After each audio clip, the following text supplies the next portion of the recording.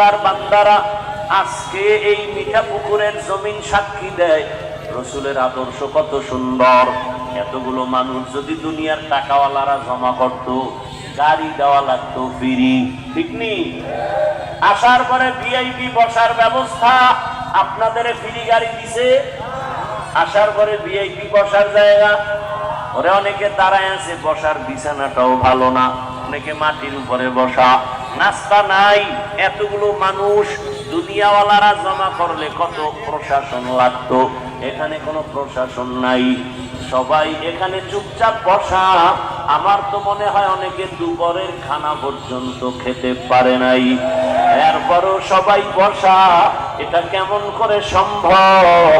আমার মদিনাওয়ালা রসুলের আদর্শ মানার কারণে সম্ভব। ওই নবীর আদর্শ এত সুন্দর।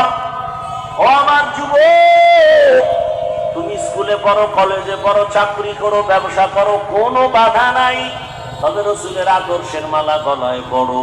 ডাক্তার হলো দেখবা তোমার জীবন সফল হবে, ইঞ্জিনিয়ার হলো তোমার জীবন সফল, তুমি প্রফেসর হলেও জীবন তোমার সফল। এখনো সময় আছে।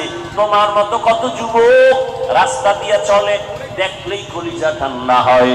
স্কুলে পড়ে, কলেজে পড়ে, 5 ওয়াক্ত নামাজি। তোমরাই জবাব দাও, যুবক বাবারা আসেনি? বিবেককে প্রশ্ন করো, তুমি কেন পারো না? তোমার মতো যুবক র্যাব, আর্মি, পুলিশ, বিডিআরের চাকরি করে, নামাজ পড়ে, বলো তুমি কেন পারো না?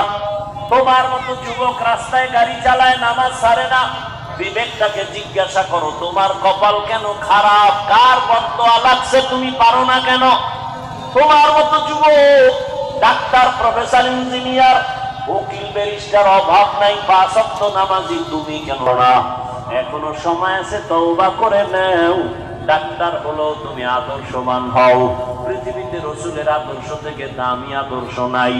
ওই রসুলের আদর্শ মেনে মা বাবার দোয়া, শিক্ষকের দোয়া, ওলামায়ে কেরামের দোয়া, পরামর্শ নিয়া রসুলের আদর্শ মতো জীবন চালাও। এখনো সময় আছে, তওবা করো। কয়দিন আর বাহাদুরি করবা?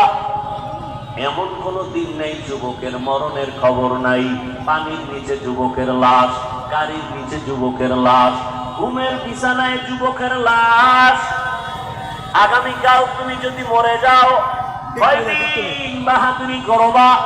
এখনো সময় আছে।